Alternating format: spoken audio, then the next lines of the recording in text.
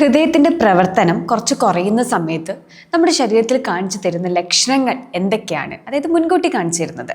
ഇന്നത്തെ വീഡിയോയിൽ ഇതിനെപ്പറ്റിയാണ് പറയുന്നത്. ഞാൻ ഡോക്ടർ സരിസ KQNB ഹെൽത്ത് കെയറിലെ മെഡിക്കൽ ഓഫീസർ.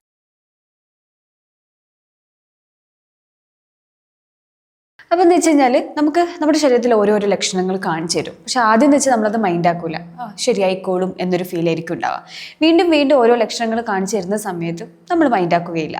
പിന്നെ വരുന്നൊരു ബുദ്ധിമുട്ടാണ് ഈ ക്ഷീണമായിട്ട് തലകറങ്ങി വീഴുന്ന ഒരു സിറ്റുവേഷനിൽ കുഴഞ്ഞു വീണ് മരിച്ചു പോകുക എന്നൊക്കെ നിങ്ങൾ കേട്ടിട്ടുണ്ടാവുമായിരിക്കും അല്ലേ. അപ്പോൾ ഇതൊക്കെ എന്ന് വെച്ചാൽ നമ്മൾ ലക്ഷണത്തിനെ അവോയ്ഡ് ചെയ്യുന്ന സമയത്താണ് ഈ ഒരു കോംപ്ലിക്കേഷൻ പോലത്തെ ബുദ്ധിമുട്ടുകളൊക്കെ വരുന്നത്. അതായത് ലാസ്റ്റ് ലീഡ്സ് ടു ഡെത്ത് എന്ന് പറയില്ലേ. അപ്പോൾ നമ്മളെന്ന് വെച്ചാൽ നമ്മുടെ ശരീരത്തിൽ പലതിലും സൂചനകൾ കാണിച്ചു തരുന്ന സമയത്ത് നമ്മൾ ഒരിക്കലും റിജക്റ്റ് ചെയ്യരുത്, അല്ലെങ്കിൽ നമ്മൾ അതിനെ അവോയ്ഡ് ചെയ്യരുത്. നമ്മളെപ്പോഴും അതിനെ പറ്റിയിട്ട് നമ്മൾ കൂടുതൽ എന്തെങ്കിലും ബുദ്ധിമുട്ടുണ്ടോ എന്നുള്ള കാര്യം നമ്മൾ നോക്കുക. അതിനനുസരിച്ച് നമ്മൾ എന്ത് ചെയ്യുക, ഡോക്ടറെ കാണിക്കാൻ വേണ്ടിയിട്ട് നോക്കണം.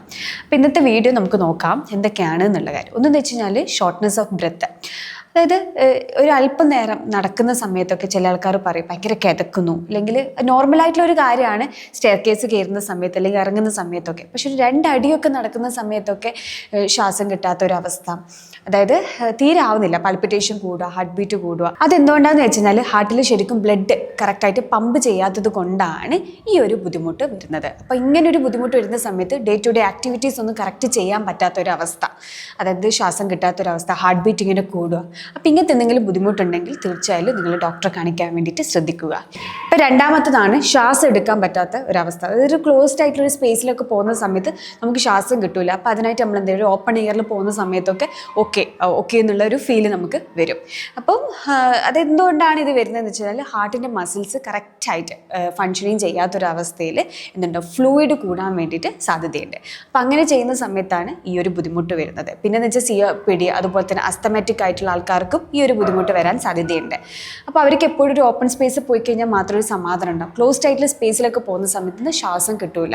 അപ്പോൾ ഇങ്ങനത്തെ ഒരു ബുദ്ധിമുട്ടൊക്കെ വരുവാണെങ്കിൽ തീർച്ചയായും നിങ്ങൾ ഡോക്ടറെ കാണിക്കാൻ വേണ്ടിയിട്ട് നോക്കണം. അടുത്ത മൂന്നാമത്തതാണ് ടയർഡ്നെസ്. ഒരു കാര്യം ചെയ്യാൻ പറ്റാത്തൊരവസ്ഥ.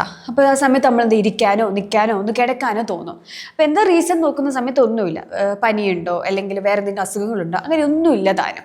അപ്പോൾ ഇങ്ങനെ എന്തുകൊണ്ടാണ് വരുന്നത്? കറക്റ്റായിട്ട് ഹാർട്ടിൻ്റെ ഫങ്ഷനിങ് കറക്റ്റായിട്ട് നടക്കാത്തത് കൊണ്ട് ഈ ഒരു ബുദ്ധിമുട്ട് വരുന്നത്. ഹാർട്ടിൻ്റെ ഫങ്ഷൻ കറക്റ്റ് ആവുന്നില്ലെങ്കിൽ നമ്മുടെ ബോഡി എന്താവും, വീക്ക് ആവാൻ വേണ്ടിയിട്ട് തുടങ്ങും. ഓൺലി ഹാർട്ട് റിലേറ്റഡ് പ്രോബ്ലംസ് ഉള്ളവർക്കാണ് നമ്മൾ എന്ത് ക്ഷീണം വന്നു കഴിഞ്ഞാലും റെസ്റ്റ് എടുത്തിട്ടും ഒരു രീതിയിൽ മാറ്റം ഉണ്ടാവുകയില്ല. ഇപ്പോൾ ഒരു വേറെ എന്തെങ്കിലും അസുഖം കൊണ്ട്, ഞാൻ നേരത്തെ പറഞ്ഞ പോലെ തന്നെ വേറെ എന്തെങ്കിലും അസുഖം കൊണ്ടാണ് വരുന്നത് എങ്കിൽ നമുക്ക് അല്പനേരം റെസ്റ്റ് എടുത്തു കഴിഞ്ഞ ശേഷം അത് മാറാവുന്നതാണ്. ഈ പനിയൊക്കെ ആണെങ്കിൽ പനി മാറുന്ന സമയത്ത് എന്തുണ്ടാവും, വീണ്ടും നമ്മൾ നോർമലാവും, എനർജറ്റിക് ആവും. പക്ഷേ ഹാർട്ട് റിലേറ്റഡ് കംപ്ലൈൻറ്റ് എന്തെങ്കിലും വരുന്ന സമയത്ത് എന്തുണ്ടാവും, നമ്മൾ വീണ്ടും തളർന്നുകൊണ്ടിരിക്കുക. അതായത് കറക്റ്റായിട്ട് ബ്ലഡ് പമ്പ് ആവുന്നില്ല. മാത്രമല്ല ഓക്സിജൻ അടങ്ങിയിട്ടുള്ള ബ്ലഡ് നമ്മുടെ ശരീരത്തിൽ എവിടെയും ഒരു പാർട്സിലും കിട്ടാത്ത ഒരു അവസ്ഥയാവുന്ന സമയത്ത് നമ്മുടെ ബോഡി എന്താവും, വീക്ക് ആവാൻ വേണ്ടിയിട്ട് തുടങ്ങും. അടുത്ത നാലാമത്തതാണ് പെരിഫറൽ എഡിമ എന്ന് പറയും. അതായത് കാലിൻ്റെ ആ ഭാഗത്തൊക്കെ നീര് വരിക. അതായത് ഇങ്ങനെ വീങ്ങിയിട്ട് വരിക, കുത്തുന്ന സമയത്ത് ഇങ്ങനെ താഴോട്ട് ഇങ്ങനെ ഇറങ്ങുന്ന പോലത്തെ ഒരു അവസ്ഥ. അപ്പോൾ ഇതിനാണ് പെരിഫറൽ എഡിമ എന്ന് പറയുന്നത്. ഇതെന്ന് വെച്ചാൽ ഹാർട്ട് ഫങ്ഷനിങ് പൂവാറാവുന്ന സമയത്ത് വരും. പിന്നെ എന്ന് വെച്ചാൽ കിഡ്നീൻ്റെ ഫങ്ഷനിങ് കറക്റ്റ് ആവുന്നില്ല. അതായത് കറക്റ്റായിട്ടുള്ള ബ്ലഡ് ഫ്ലോ കിഡ്നിക്ക് കിട്ടുന്നില്ലെങ്കിലും ഈ ഒരു ബുദ്ധിമുട്ട് വരും. അപ്പോൾ ആ സമയത്ത് എന്തുണ്ടാവും, ഇപ്പം സോഡിയത്തിൻ്റെയും അതുപോലെ തന്നെ കിഡ്നിയിലുള്ള ജലാംശത്തിൻ്റെ അളവൊക്കെ കൂടുന്ന സമയത്തും എന്തുണ്ടാവും, നീർക്കെട്ട് വരാൻ സാധ്യത കൂടുതലാണ്. അപ്പോൾ ഇങ്ങനെയൊക്കെ കണ്ടീഷനിലാണ് പെരിഫറൽ എഡിമ എന്ന് പറയുന്നത്. അപ്പോൾ ഇങ്ങനെയൊക്കെ ഒരു കണ്ടീഷനിൽ എന്തുണ്ടാവും, ശരീരത്തിൽ നീർക്കെട്ട് വരാൻ സാധ്യതയുണ്ട്. അതായത് പെരിഫറൽ എഡിമ.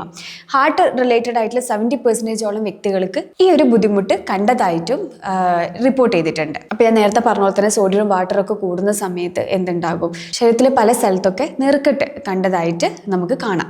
അപ്പോൾ അതിനായിട്ട് നിങ്ങൾ എന്ത് ചെയ്യണമെന്ന് വെച്ചാൽ ഇങ്ങനത്തെ എന്തെങ്കിലും ബുദ്ധിമുട്ട് വരുവാണെങ്കിൽ തീർച്ചയായും ഡോക്ടറെ കാണിക്കാൻ വേണ്ടി നോക്കുക.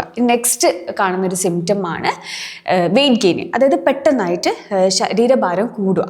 അതായത് കറക്റ്റായിട്ട് ഹാർട്ട് ഫങ്ഷൻ ഇല്ലാത്ത ഒരു സിറ്റുവേഷൻ, അതുമാത്രമല്ല ഹോർമോൺസ് ഒന്നും കറക്റ്റായിട്ട് ഫങ്ഷനിങ് ഒന്നും ചെയ്യുന്നില്ലെങ്കിലും ശരീരത്തിൽ പെട്ടെന്ന് ഭാരം കൂടാൻ സാധ്യതയുണ്ട്.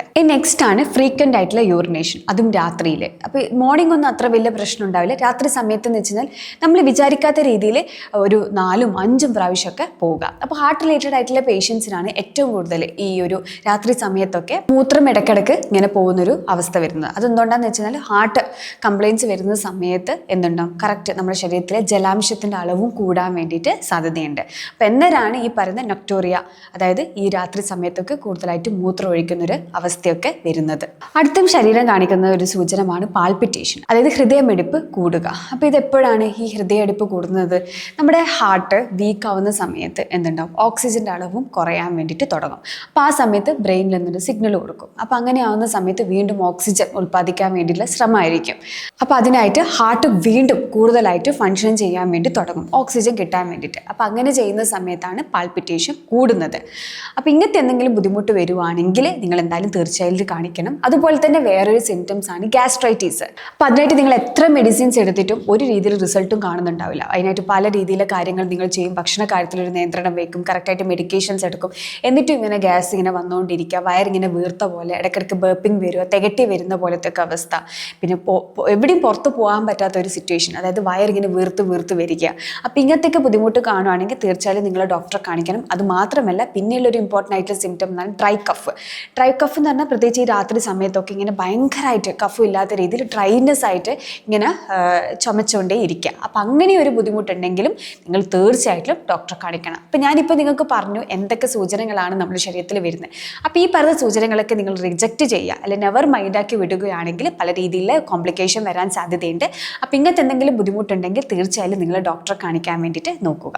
അപ്പോൾ ഞാൻ ഈ പറഞ്ഞ കാര്യങ്ങളൊക്കെ നിങ്ങൾക്ക് അത്രത്തോളം മനസ്സിലായി എന്ന് വിചാരിക്കുന്നു. ഇനി മറ്റൊരു ടോപ്പിക്കുമായിട്ട് അടുത്ത വീഡിയോയിൽ കാണാം. ഇത് സംബന്ധിച്ച് നിങ്ങൾക്ക് എന്തെങ്കിലും ഡൗട്ട്സ് ഉണ്ടെങ്കിൽ താഴെ കാണുന്ന നമ്പറിൽ കോൺടാക്ട് ചെയ്യാം. ഞാൻ ഡോക്ടർ സരസയ്ക്ക് QNB ഹെൽത്ത് കെയറിലെ മെഡിക്കൽ ഓഫീസർ.